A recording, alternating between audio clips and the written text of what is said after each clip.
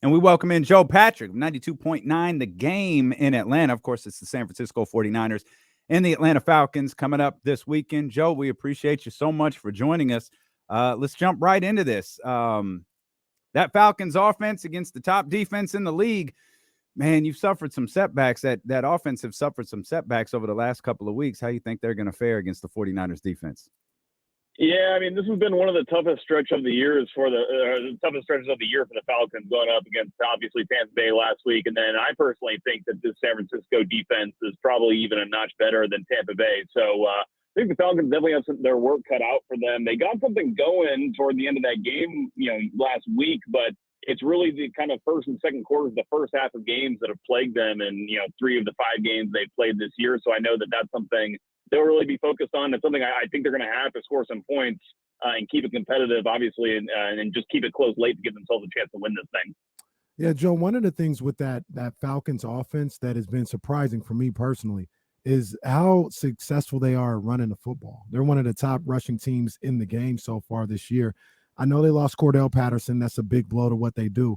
But do they still have other people ready to fill in and continue that run game the way they've had it so far this season? Yeah, and that's what's you're totally right. And Arthur Smith, the head coach, said that he saw something in this offensive line last year. They made some adjustments and changes late in the season scheme-wise that really seemed to help them, although it wasn't really showing up on the stat sheet toward the end of last year. But yeah, you're right. This year they've just really kind of picked up where they left off, and it's been one of the best running attacks in the NFL, and it's down to this offensive line. It's really, if you look at the PFF grades along this offensive line, it's some of the best in the NFL, and I think that it's all the more striking the fact that, without Cordell Patterson, they're reverting to a 5th-round draft pick this year out of BYU, Tyler Algier, who's getting the majority of the carries, and he's kind of splitting them with an undrafted free agent from a couple of years ago, and Caleb Huntley, who is a local guy here from the Atlanta area. So it's actually even the more impressive that they've been able to kind of keep up this kind of power running. It's the way that they really identify as a team now, which is very interesting with Marcus Mariota as a quarterback who can also use his legs as well. And I think that his scrambling ability really opens up this running game as well. And so they're going to have to be successful in that area of the field if they want to have a chance to win this game. And that backfield, that sounds like the 49ers. Just have Arthur Smith, right? Just have him cross the field and ask Kyle Shanahan for some tips about just replacing running backs over and over and over again, because that Kyle lives for that moment. Well, hey, I'll tell you guys, like, Arthur Smith is just full of praise for the coaching staff that, Kyle Shanahan and his staff, especially D'Amico Ryans, put together over there in San Francisco. So I do think he has a lot of admiration and maybe even looks up to the way that he's been able to kind of replace guys in, certain situations. You tell us about Drake London, because that's the brother I'm worried about right there. The 49ers they've taken some hits in the secondary here. As great as the defense have been, we point this out regularly, Joe. It's like, yeah, this defense has been phenomenal, been the best or one of the best in the league. But every week they losing somebody, or in some cases they're losing a couple of somebodies. Drake London's been really good for the Falcons so far, and I'm starting to wonder if that's something to keep an eye on this weekend for the 49ers. Yeah, he has. I mean, I think he's surpassed pretty much everybody's expectations so far.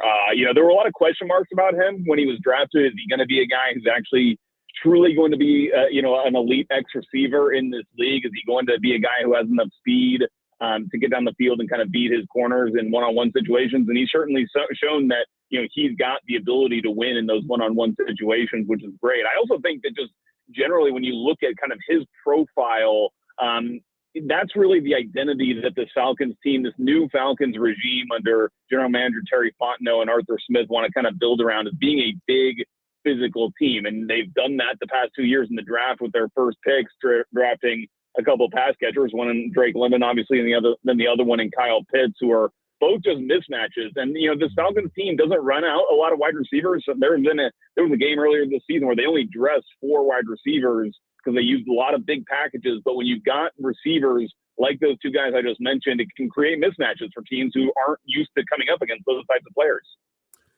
Joe, one of the things that's been a little surprising to me, because the Falcons sit at 2-3 right now. Coming into the season, I thought they were one of the worst teams in football. But we talked about them being able to run the ball super effectively early on in this season, which has helped out a lot. And it seems like, from the outside looking in, this defense has performed a little better than I thought they would coming into the season. How is that look? Is it what I've been seeing? Is that accurate, or is it a little smoke and mirrors? Because I think the defense is actually pretty good. They swarm around. I like this Falcons defense. Yeah, they're not the perfect group. They're kind of like, I don't know if misfits is the right word. They're certainly young, but there's definitely a different edge to this group this year than what we've seen really the past few years, which has been a defense that's kind of aging a bit, a defense that, frankly has not been very effective.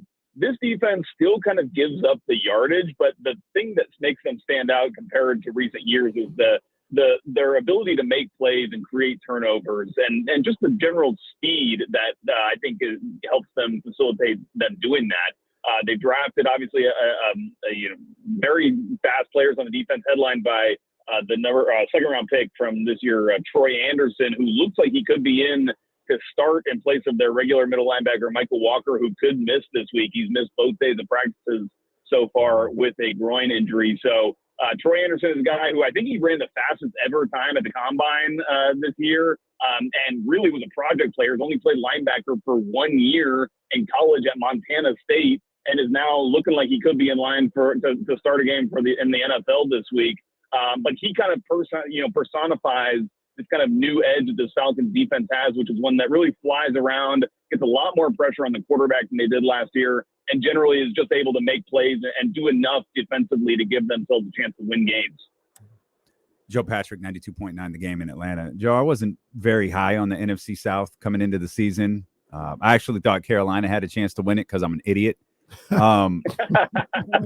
What is this division right now? I really thought Atlanta was going to steal that game against Tampa last week, and we all know the call and how that influenced the game and the momentum of the game and all of that. But I thought it was, despite the 15 points on the offensive end, it was a pretty strong outing from Atlanta. I can't make heads or tails of this division. Yeah, it's really, I don't think it's playing out the way that anybody thought. I mean, I think a lot of people thought the Saints were going to be a lot more kind of impressive than they have been, obviously, so far this year. And, the interesting thing about this Falcons team, I think a lot of people would think that these guys are crazy when you hear them talk, when you're in the locker room and, you hear them kind of, maybe not on the mic, but, kind of, off on the side talking about how, they are planning to win the division. And, that just sounds like crazy because I think, frankly, a lot of people were thinking along the same thing, that this was going to be one of the worst teams in the NFL.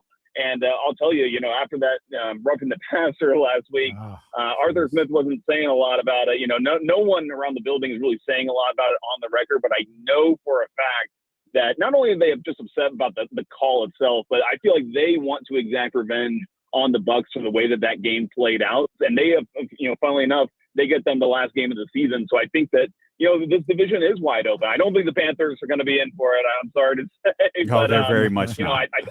I think the Falcons definitely see an opportunity here that may not have been as evident early on. Yeah, hey, Arthur Blank got to tell Arthur Smith, say what you got to say. I'll pay the fine because that was horrendous last Sunday. That was uncalled for, man.